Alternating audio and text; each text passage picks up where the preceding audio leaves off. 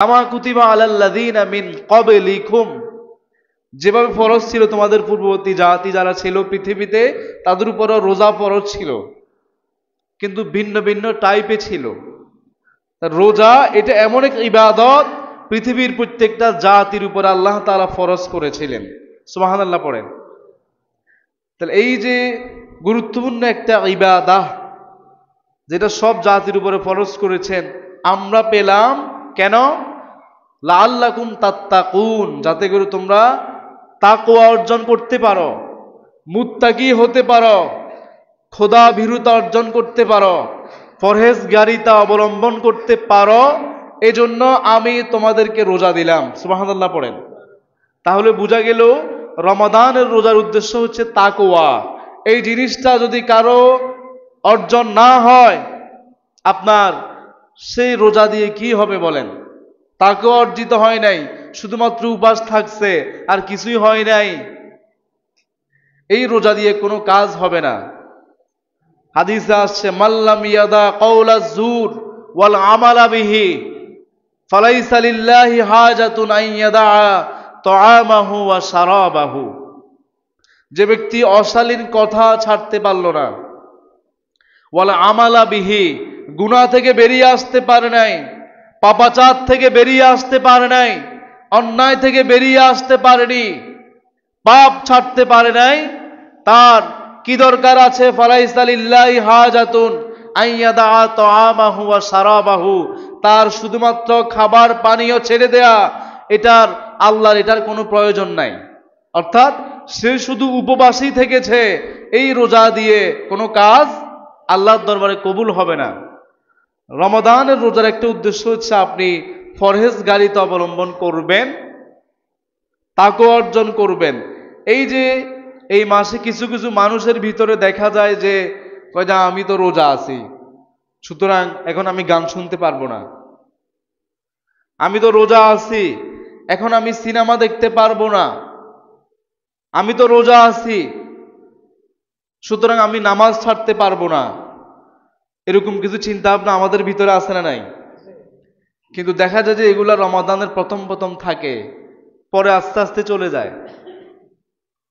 আমি এখন রোজা রাখছি, আমাকে নামাজ পড়তে হবে, এই কথাটা প্রথম প্রথম দেখা যায়। দেখবেন যদি শনিবার তারাবির নামাজ হয়, মসজিদ পুরে যাবে।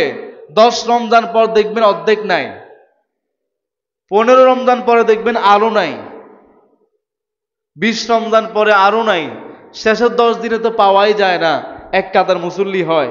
আমি গত বছর 27 আপনাদের এখানে আসলাম, এসে দেখলাম যে এক কাতার। এবার আপনারা বলেন তো দেখি, ওই বছর প্রথম দিন কতগুলো মানুষ হয়েছে? মনে নেই আপনাদের? আপনি বলেন কতগুলো মানুষ হয়েছে? কয় কাতার হয়েছে? প্রথম তারাবিতে ছিলেন? কয় কাতার হবে? 3 কাতার হয়েছে। তাহলে দেখেন 3 কাতারে নাই। যদি 4 কাতার হয়, রমাদানের শেষ পর্যন্ত আস্তে আস্তে 3 কাতারে নাই। এবার আপনারা বলেন মানুষগুলো কি এখান থেকে চলে গেছে? বরঞ্চ শেষে আসতে মানুষ আরো আসে, যে বিভিন্ন ছুটিতে ছুটি শেষ করে, অফিসিয়াল কাজকর্ম শেষ করে শেষ দশকে বেশিরভাগ মানুষ এলাকায় চলে আসে। এলাকায় চলে আসার পরও আমাদের সমাজের চিত্র হচ্ছে মুসল্লি কমে যায়। তাহলে এই যে চিন্তা ভাবনা কিছুদিন থাকে, স্পিড থাকে, এরপর ইবাদতের স্পিড চলে যায়, এটা হলে হবে না। বরঞ্চ আপনার তো পুরো রমাদান স্পিড থাকবেই, বাকি 11 মাসও থাকতে হবে। এজন্যই রমাদান আসছে। শুধুমাত্র কিছুদিন করলেন, এরপর ছেড়ে দিলেন, আবেগ কাজ করছে। আবেগ দিয়ে চলবে না, আবেগ দিয়ে ইসলাম চলে না। ইমানের সাথে, ইহতিসাবের সাথে রোজা রাখতে হবে আমাদেরকে, এটা হচ্ছে শর্ত। ইমান লাগবে, ইহতিসাব লাগবে, সওয়াবের উদ্দেশ্যে থাকতে হবে। মান সামা রমাদানা ঈমানান ওয়া ইহতিসাবান গুফিরা লাহু মা তাকাদ্দামা মিন যামবি। ইমানের সাথে সওয়াবের নিয়তে যদি কেউ রোজা রাখে, তাহলে তার রোজা কবুল হবে এবং তার গুনাহগুলো মাফ করে দিবেন। সুবহানাল্লাহ পড়েন। এখন সওয়াবের নিয়তে ইমানের সাথে কেন আসছে? এটা একটা কারণ আছে। কয় যে আমি যদি এখন রোজা না রাখি, আমার স্ত্রী কি বলবে? আমার ছেলে মেয়ে তো মাশাআল্লাহ বড় হয়ে গেছে, 18 বছর 20 বছর হয়েছে, আমি যদি ছেলেটা মাদ্রাসায় পড়ে, আবার মনে করেন হেফজা নুরানিতে পড়ছে, 10 বছর বয়স, সে রোজা রাখে, 12 বছর হয়েছে সে রোজা ছাড়ে না, না আমি আব্বা হইলাম, আমি যদি এখন রোজা না রাখি ওই ছেলেটা কি বলবে? সুতরাং আমি একটু রোজা রাখতে হবে আমাকে। আমি যদি রোজা না রাখি এলাকার লোক, মানুষ কি বলবে? আমি যদি প্রথম দিন, আজকে তারাবি শনিবার, প্রথম তারাবিতে না গিয়ে যদি দোকানে বসে আড্ডা দিই, মানুষ কি বলবে? এই চিন্তা আমাদের আছে না নাই? মানুষ কি বলবে? এটা আমাদেরকে শেষ করে দিচ্ছে যে মানুষ কি বলবে, রিয়া থেকে আজকে আমরা মুক্ত নয়। ঈমান লাগবে, ইহতিসাব লাগবে। আমি রোজা রাখতেছি কার জন্য? আল্লাহর জন্য রাখছি। হাদিস শরীফে আসছে, রাসূল বলছেন, কুল্লু আমাল ইবনু আদম লাহু ইল্লা সিয়াম, বনি আদমরা যত আমল করে সব কিছু হচ্ছে তার জন্য, ইল্লা সিয়াম, রোজা হচ্ছে আল্লাহর জন্য। আল্লাহ তাআলা হাদিসে কুদসিতে বলছেন, আস-সাওমু লি, রোজা হচ্ছে আমার জন্য, ওয়া আনা আজজি বিহি, আর এই রোজার প্রতিদান কিয়ামতের ময়দানে আমি আল্লাহ তাআলা নিজেই দিব। সুবহানাল্লাহ পড়েন। আমি নিজেই তার প্রতিদান, নিজে পুরস্কার দিবেন। রমাদানের রোজা ছাড়া, সিয়াম ছাড়া আল্লাহ তাআলা কোন ইবাদতের ক্ষেত্রে বলেন নাই যে এগুলো আমার জন্য। নামাজ আমার জন্য, এই ডাইরেক্ট কথাটা ডাইরেক্ট আল্লাহ তাআলা বলেন নাই। যাকাত আমার জন্য, এগুলো আল্লাহ তাআলা বলেন নাই। কিন্তু রমাদানের রোজার ব্যাপারে আল্লাহ তাআলা বলছেন, এই রোজাটা বান্দারা আমার জন্য রাখে, আর এই জন্য রমাদানের রোজার পুরস্কার কিয়ামত দিবসে আমি আল্লাহ তাআলা নিজেই প্রদান করব। এমনকি আল্লাহ তাআলা বলছেন, তোমরা না খাওয়ার কারণে মানুষের মুখে একটু দুর্গন্ধ হতে পারে, এই দুর্গন্ধটা মানুষ অত সহ্য না করতে পারে, কিন্তু আল্লাহ তাআলা বলছেন আমার বান্দারা দিনভর না খাওয়ার কারণে তাদের মুখে যে দুর্গন্ধ হয়, এটা আমি আল্লাহ তাআলার কাছে মেশকের চাইতেও বেশি প্রিয়। সুবহানাল্লাহ পড়েন। এই রোজার এত গুরুত্ব আল্লাহ তাআলা দিয়েছেন। কেন দিয়েছেন? যাতে করে আমরা তাকওয়া অর্জন করতে পারি, ঈমানের উপর অটল থাকতে পারি। এক পাশ আল্লাহ তাআলা ট্রেনিং এর ব্যবস্থা করেছেন। অনেকে দেখা যায় আবার সেহরি খাওয়ার সময় একটু আগে ভাগে উঠে যায়, কিছু তাহাজ্জুদের নামাজ পড়ে, আছে না নাই? তাহাজ্জুদ পড়ছে 1 মাস, একদিনও বাদ দেয় না। আমিও আপনাদেরকে বলবো, আপনারা যখনই সেহরি খেতে উঠবেন 2 রাকাত হলেও তাহাজ্জুদ পড়বেন। এটা হচ্ছে আল্লাহ তাআলার কাছে বেশি প্রিয়। ওই সময়ের নামাজ, ওই সময়ের জিকির, ওই সময়ের আজকার, ওই সময়ের দোয়া, আর আপনার মনে কি আছে সেটা সেহরির সময় আপনি 2 রাকাত নামাজ পড়ে সিজদায় পড়ে আল্লাহ তাআলার কাছে কাঁদেন, আপনার গুনাহগুলো মাফ করে দিবেন কে? আপনার কি চাওয়া, রিজিকের সমস্যা আছে, ওই সময় আল্লাহ তাআলাকে বলেন। এমনিই তো রমাদান মাস, আবার রাতের শেষ ভাগ সেহরির সময় আরো তাহাজ্জুদ পড়েছেন, কতগুলো প্লাস পয়েন্ট আছে আপনার জন্য। ওই সময় দোয়া করেন। আমরা অনেকে অসুস্থ আছি, ভালো হয় না, আল্লাহর দরবারে কাঁদেন, সুস্থ করে দিবেন কে? টাকা পয়সায় সমস্যা আছে, কয় যে আমার তো রিজিক, আমি অভাব অনটনে আছি, ঠিক মতো স্ত্রী পুত্র সন্তানদের আহারের ব্যবস্থা করতে পারি না, আল্লাহর কাছে বলেন, আল্লাহ যাতে আপনার অভাব দূর করে দেন, উত্তম রিজিকের ব্যবস্থা করে দেন। আল্লাহর কাছে বলেন। অনেকে ঋণগ্রস্ত আছে, ঋণ পরিশোধ করার কোনো উপায় নাই, অনেক বছর হয়ে গেল ঋণ পরিশোধ হচ্ছে না। যে ঋণ দিয়েছে সে বারবার আপনার কাছে এসে বলছে, আপনাকে অপমানিত করছে, আপনাকে লাঞ্ছিত করছে, আপনাকে অপদস্থ করছে, কিন্তু আপনি দিতে পারছেন না। কার কাছে বলতে হবে আমাদেরকে? আল্লাহর কাছে বলেন, দোয়া করেন। হাদিসে যে দোয়াগুলো আসছে এগুলো করেন, আপনার ওই ঋণ থেকে মুক্ত করে দিবেন কে? আল্লাহ তাআলা করবেন। এই রমাদানে আছে আমাদের তারাবির নামাজ। এখন তারাবির নামাজ 8 রাকাত না 20 রাকাত, এগুলো নিয়ে কথা আছে না নাই? আর ভাই তারাবি পড়েন না আপনি, 8 রাকাত 20 রাকাত নিয়ে দ্বন্দ্ব করার কি দরকার? আপনার কাছে ভালো লাগতেছে না, আপনি 8 রাকাত পড়ে চলে যান। যারা 20 রাকাত পড়তেছে এদেরকে বাধা দেন কেন? 20 রাকাত পড়লে এটা তো মক্কা মদিনাতে এখনো আছে। ওমর রাদিয়াল্লাহু তাআলা আনহুর সময় থেকে তিনি প্রবর্তন করেছেন। এর আগেও ছোটা ছোটা 20 টাকাত পড়েছেন। এমনও বর্ণনা আছে মুসান্নাফে আব্দুর রাজ্জাকে রাসূল নিজেই 20 টাকাত পড়ছেন। সুবহানাল্লাহ পড়েন। বুখারী শরীফের হাসিয়াতে হাদিসটা আসছে। তাহলে এই যে এগুলো নিয়ে আপনি কাদা ছোড়াছুড়ি কেন করেন? এগুলো হচ্ছে সুন্নাহ ইবাদত। ফরজ ছুটে যাচ্ছে, হারাম কাজে মানুষ লিপ্ত, সেখানে কোনো কথা। ইবাদতে কিভাবে কমানো যায়? ইবাদত কমানোর জন্য কিছু কিছু মানুষ আমাদের সমাজে আছে না নাই? যে সহি হাদিস বলে বলে মানুষের ইবাদত গুলাকে আজকে কাটিং করে করে কমিয়ে দিচ্ছে। এরকম কিছু মানুষ আছে না নাই? কয় যে আমি সৌদি আরবে দেখে আসছি 8 টাকাত পড়ছে। আরে ভাই, আপনি কোথায় দেখছেন না দেখছেন সেটা তো ইসলাম নয়। রাসূলুল্লাহ নিজে বলে গেছেন, আলাইকুম বিসুন্নতি ওয়া সুন্নাতিল খুলাফাইর রাশিদিন আল মাহদিয়িন। তিরমিজির হাদিস। আমি যে সুন্নাতটা রেখে গেলাম এটা তোমরা আঁকড়ে ধরবে। আমার খোলাফায়ে রাশিদিন যারা আছে, সাহাবায়ে কেরামের সুন্নত তোমরা আঁকড়ে ধরবে। সমস্ত সাহাবায়ে কেরামরা 20 রাকাত তারাবির উপরে ইজমা হয়ে গেছে। কোন সাহাবী তো বলেন নাই যে এটা তো সহিহ না, এটা তো রাসূল করেন নাই, আপনি কেন করছেন? কোন সাহাবী দ্বিমত পোষণ করছে? আপনি কি সাহাবীর থেকেও বেশি হয়ে গেলেন? সুতরাং আমরা 20 রাকাত তারাবি পড়বো। আমাদের কারো যাতে 20 রাকাত তারাবি কোনোদিন ছুটে না যায়। কেউ যদি না পড়ে আমরা তাকে জোরাজুরি করব না, তবে আমরা যারা আছি আমরা 20 রাকাতই পড়বো। এটাই তো ইবাদতের সুযোগ। আচ্ছা আপনি বলেন তো দেখি, কেউ যদি 8 রাকাতের বেশি আরো 12 রাকাত পড়ছে, তার সওয়াব হবে না? হবে কি না? তাহলে এই যে আপনি রমাদান চলে গেলে তো আপনি আর এই নামাজটা পাবেন না, পড়বেনও না। সুতরাং আমরা এই যে নামাজ, এটা আমরা ছেড়ে দিব না। মান কামা রমাদানা ঈমানা ওয়া ইহতিসাবান গুফিরা লাহু মা তাকাদ্দামা মিন যামবি। যে হাদিসটা রোজার ব্যাপারে আসছে, একই হাদিস রাসূল সাল্লাল্লাহু আলাইহি সাল্লাম তারাবির নামাজের ব্যাপারে বলেছেন।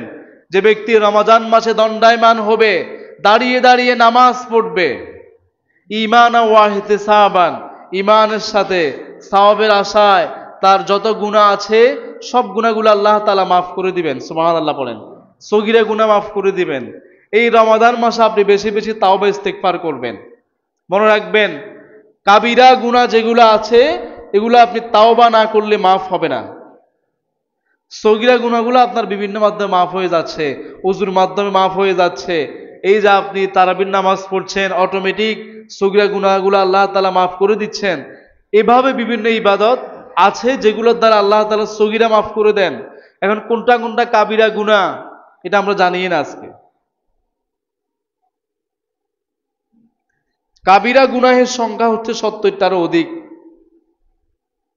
আমি এই কাবিরা গুনাহ নিয়ে ইনশাআল্লাহ আমি একটা একটা বলে আপনাদেরকে শোনাবো যে কোনটা কোনটা কাবিরা গুনাহ। আল্লাহ তাআলা আমাদেরকে তৌফিক দান করুক। সবাই বলেন আমিন।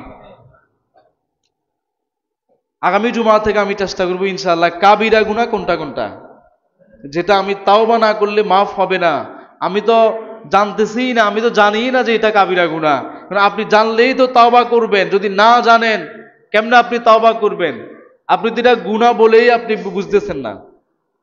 সুতরাং আমাদের সবাইকে এই গুনাহগুলা বুঝতে হবে, এটা এটা কাবিরা গুনাহ। এই মাসে বেশি বেশি তাওবা করবেন, প্রতিদিনই তাওবা করবেন। এই মাসে একটু বেশি সুযোগ হয়। এরপর আসেন আমি সংক্ষেপে কথাগুলো বলছি। আমরা রোজা তো অবশ্যই রাখবো। আমাদের ছেলে মেয়ে যারা আছে প্রাপ্তবয়স্ক হয়েছে, একটা রোজাও ছাড়ার কোনো সুযোগ, এটা হচ্ছে ফরজ ইবাদত, এখান থেকে বের হওয়ার কোনো সুযোগ নাই। কেউ যদি অসুস্থ হয় ভিন্ন কথা, অসুস্থতার কারণে রাখতে পারতেছে না, কিন্তু তাকে পরবর্তীতে আদায় করতে হবে। তারপরেও মাপ নাই। এটা এমন গুরুত্ব দেখেন, মহিলাদের মাসিক কিছু সমস্যার কারণে তারা নামাজ পড়তে পারে না, এই নামাজগুলা মাপ আর আদায় করতে। কিন্তু এই সমস্যার কারণে যদি কিছু কিছু রোজা বাদ যায়, এগুলো তো মাফ নাকি? কিন্তু রোজাগুলো পরবর্তীতে আদায় করতে হবে। তাহলে দেখেন এই দৃষ্টিকোণ থেকে রমাদানের রোজার গুরুত্ব এখানে আল্লাহ তাআলা বেশি দিয়েছেন, যে বাদ দেওয়ার কোনো সুযোগ নাই। এবং কি কিছু গুরুত্বপূর্ণ মাসাইল আছে রমাদানে, আমরা এগুলো আলোচনা করব ইনশাআল্লাহ। এরপরে এই মাসে আল্লাহ তাআলা কোরআন নাজিল করেছেন। এই রমাদানের সাথে কোরআনের একটা সম্পর্ক আছে। কোরআনে আল্লাহ বলছেন শাহরু রমাদান আল্লাযী উনজিলা ফীহিল কোরআন, এই যে রমাদান মাস তোমাদের কাছে আসছে, এই মাসেই আল্লাহ সুবহানাহু ওয়া তাআলা কোরআন নাজিল করেছেন। কোরআনের সাথে একটা সম্পর্ক রমাদান মাসের সাথে রয়েছে। এই মাসের গুরুত্ব এই জন্যই বেশি। কোরআন যে নিয়ে আসছে, যে ফেরেশতা জিবরিল, সে হচ্ছে ফেরেশতাদের সর্দার। কোরআন যার উপর নাজিল হয়েছে মুহাম্মাদুর রাসূলুল্লাহ, তিনি হচ্ছেন শ্রেষ্ঠ নবী। কোরআন যে মাসে নাজিল হয়েছে সেই মাসটা হচ্ছে শ্রেষ্ঠ মাস, আর কোরআন যে রাতে নাজিল হয়েছে সেই রাতটাও হচ্ছে শ্রেষ্ঠ রাত, লাইলাতুল কদর, যেটা 1000 মাসের চাইতে উত্তম। তাহলে কেন হলো? কোরআনের কারণে। সুতরাং এই মাসে আমরা বেশি বেশি কোরআন তেলাওয়াত করব। এমনিই আমাদের দেশে একটা প্রবণতা আছে, একটা রসুম আছে, যেটা আগ থেকেই রমাদানে মানুষ বেশি বেশি কোরআন খতম করে। এটা অবশ্যই ভালো কাজ, আমি আপনাদেরকে নিরুৎসাহিত করছি না। যত বেশি পারেন কোরআন খতম দিবেন, কোনো অসুবিধা আছে? পাশাপাশি আপনারা কোরআনের একটা আয়াত, একটা সূরা অর্থসহ বুঝার চেষ্টা করবেন যে এই সূরাতে আল্লাহ তাআলা কি বলেছেন। এই মাসে আপনি কিছু কিছু অবসর সময় পাবেন। এখন থেকে আপনি একটা তাফসীরের কিতাব কিনেন, ওই তাফসীর থেকে আপনি একটা সূরা পড়েন যে এই সূরাতে আল্লাহ তাআলা কি বলেছেন। কোরআন যদি আপনি ধারণ করতে পারেন, কোরআনের সাথে যদি আপনার সম্পর্ক রাখতে পারেন, কোরআনের সাথে সম্পর্ক থাকার কারণে মাসের দাম বেড়ে যায়, কোরআনের সাথে সম্পর্ক থাকার কারণে দিনের দাম বেড়ে যায়, আপনার আর আমার দাম কি বাড়বে না? আপনার মর্যাদা আল্লাহ তাআলা বাড়িয়ে দিবেন। কোরআনের সাথে আপনার সম্পর্ক থাকার কারণে রমাদান মাসে আমরা কোরআন তেলাওয়াত করব বেশি বেশি, এবং কি খাতমে তারাবি যেটা আছে এটা আমরা পুরোটাই শুনবো। খাতমে তারাবির নামাজ আমরা পড়বো ইনশাআল্লাহ। তারাবির নামাজ যারা পড়াবে তাদেরকে আমি বলছি, আহ্বান করছি, অনুরোধ করছি, এমনভাবে তেলাওয়াত করবেন যাতে করে মানুষরা বুঝতে পারে। আপনি আজকে এমনভাবে তেলাওয়াত করছেন কোনো বোঝা যাচ্ছে না কিছু, শুধুমাত্র জালিমিন, কাফিরিন, মুফলিহুন এগুলো বোঝা যাচ্ছে, ভিতরে কি পড়ছে এগুলো কিছুই বোঝা যাচ্ছে না। আপনি তো কোরআনের হক আদায় করছে না। তারাবির নামাজ আজকে আমাদের কাছে হয়ে গেল তাড়াতাড়ির নামাজ। আগেই হাফেজ সাহেবকে বলে দিচ্ছে হুজুর আপনি তাড়াতাড়ি পড়াইতে হবে, 20 মিনিটে যাতে করে 20 টাকাত হয়ে যায়, আধা ঘন্টার ভিতরে যাতে 20 টাকাত শেষ হয়ে যায়, এমন ভাবে আপনাকে তেলাওয়াত করতে হবে। যদি হাফেজ সাহেব একটু আস্তে আস্তে পড়ে তাহলে কয় যে হাফেজ সাহেবগুলো তো ভালো না, এই হাফেজ সাহেব কে আনছে, এত 2 ঘন্টা পর্যন্ত তারাবি কে পড়বে? এরকম চিন্তা ভাবনা আমাদের সমাজে আছে না নাই? আপনার কোরআনের লাহানে জলি হচ্ছে, যেটা আপনি গুনাহ হবে আরো। কোরআনের সিফাত, মাখরাজ, নুনে সাকিন, তানবির যে নিয়মগুলো আছে, মাদ, এগুলোই তো আদায় হচ্ছে না। তারাবির নামাজ পড়া মানে আমরা এটাই বুঝলাম আজকে দ্রুত পড়তে হবে। এবার আপনারা বলুন তো দেখি, দ্রুত পড়ার সাথে তারাবির নামাজের কোনো সম্পর্ক আছে? এখানে যারা হাফেজ সাহেব থাকবে আমি তাদেরকে অনুরোধ করছি, রাকিব ভাই জানা দিবেন, কমিটি বলে দিবেন যে আমাদের এখানে আস্তে আস্তে পড়তে হবে যাতে করে মানুষ বুঝে। প্রতিটা শব্দের উচ্চারণ যাতে মানুষ উপলব্ধি করতে পারে, মানুষ বুঝে, এমন তেলাওয়াত করতে হবে। তো তাড়াতাড়ি শেষ করে দিতে হবে, এরকম চিন্তা ভাবনা কি আপনাদের ভিতরে আছে? এরকম চিন্তা ভাবনা আপনি দূর করে দেন। যদি এরকম হয়, লাহানে জলি হয়, সওয়াবের পরিবর্তে গুনাহ হবে। হাদিসে রাসূল বলছেন রুব্বা তালিন লিল কোরআন ওয়াল কোরআনু ইয়ালআনুহু, অথবা রুব্বা কারিন লিল কোরআন, দুইটা বর্ণনায় আছে যে কিছু কিছু কোরআন তেলাওয়াতকারী, কিছু কিছু কোরআনের পাঠক এমন আছে, ওয়াল কোরআনু ইয়ালআনুহু, কোরআন যাদেরকে লানত দেয়, কোরআন অভিশাপ দেয়, কোরআনের কিছু তেলাওয়াতকারী আছে। সুতরাং আমাদের নামাজ যাতে এমন নামাজ না হয় যে নামাজ পড়ার কারণে কোরআন আমাদেরকে লানত দিবে, বরঞ্চ এই কোরআন তো আমাদেরকে সুপারিশ করার কথা। হাদিসে এটা বলছেন রাসূল, ইকরাউল কোরআন ফাইন্নাহু ইয়াতি ইয়াউমাল কিয়ামাতি শাফিআল লিয়াসহাবিহি। আরেকটা বর্ণনা আসছে, আমি যে বলছি রমাদান, রোজা এবং কোরআন দুইটার সম্পর্ক আছে, এই দুইটাকে রাসূল একসাথে বলেছেন, আসসিয়ামু ওয়াল কোরআন ইয়াশফাআন। তো রোজা এবং কোরআন দুইটা একসাথে আপনার জন্য সুপারিশ করবে। সুবহানাল্লাহ পড়েন। আপনি কি বিষয়টা বুঝেছেন? তো রোজা এবং কোরআন, সিয়াম এবং কোরআন বান্দার জন্য সুপারিশ করবে, এটা একসাথে বলেছেন। একই হাদিসে দুইটার কথা বলেছেন। ওখানে বলেছেন তোমরা কোরআন পড়ো, কেননা ফাইন্নাহু ইয়াতি ইয়াউমাল কিয়ামাতি শাফিআন লিয়া সাহাবিহি, যে কোরআনের ধারক বাহক কোরআন তেলাওয়াত করেছে, কোরআনের পিছনে সময় ব্যয় করেছে, এই কোরআন কিয়ামতে বান্দার জন্য সুপারিশ করবে। আমরা চাই, আমরা আল্লাহর কাছে দোয়া করব, আল্লাহ তাআলা আপনি আমাদেরকে এমন সাহেবে কোরআন বানান, এমন তেলাওয়াতকারী বানান, যেই তেলাওয়াতকারীর জন্য কোরআন কিয়ামতের ময়দানে সুপারিশ করবে। সবাই বলেন আমিন। সুতরাং এটা আমি আহ্বান করে গেলাম যে তেলাওয়াত করতে হবে আস্তে আস্তে, ধীরে ধীরে, তাড়াহুড়া করে তেলাওয়াতের কোনো সুযোগ। আপনারা যেখানে এমন দেখতে পান তাদেরকে বুঝাবেন যে এভাবে তো তেলাওয়াত করার জন্য রাসূল বলেন নাই, আল্লাহ নিজে নিষেধ করেছেন। হাদিসে অনেক হাদিস রাসূল বলছেন জাইয়িনুল কোরআন বিআসওয়াতিকুম, তোমরা তোমাদের আসওয়াত দ্বারা, তোমরা তোমাদের সুর দ্বারা, তোমরা তোমাদের উচ্চারণ দ্বারা কোরআনকে সৌন্দর্যমণ্ডিত করো। সুতরাং আপনি কি দেখেন না যে কাবা শরীফে তেলাওয়াত করছে, কাবা শরীফের তেলাওয়াত, কাবা শরীফের তারাবির নামাজ মিডিয়ার কারণে, মিডিয়ার উসিলায়, ইউটিউবের কারণে আমাদের সামনে চলে আসে। এবার আপনারা বলেন তো দেখি, তারা 5 ওয়াক্ত সালাতে যেভাবে তেলাওয়াত করে, রমাদানে কিয়ামুল লাইল তারাবির নামাজে একই তেলাওয়াত করে নাকি ভিন্নটা দেখেছেন আপনারা? কি তারাবির নামাজে মনে দ্রুত পড়ছে তারা? তারাবির নামাজ দ্রুত পড়তে হবে কেন? এই রুসুমটা কোথায় থেকে আসলো? নাকি ওইটাকে আপনারা নামাজে মনে করছেন না? এটাও তো নামাজ, ওইটাও নামাজ, এটাও সালাত, ওইটাও সালাত, এখানেও কেরাত আছে, ওখানেও কেরাত আছে, ওই কেরাতের ভিতরে আপনি পার্থক্য করলেন কেন? এটা আমাদের সমাজ থেকে বিতাড়ন করতে হবে, দূরীভূত করতে হবে। এই সমস্ত দ্রুত তেলাওয়াতের সাথে রমাদানের রোজার এবং তারাবির কোনো সম্পর্ক। আল্লাহ তাআলা আমাদের সবাইকে বুঝার তৌফিক দান করুক। সকলে বলি আমিন।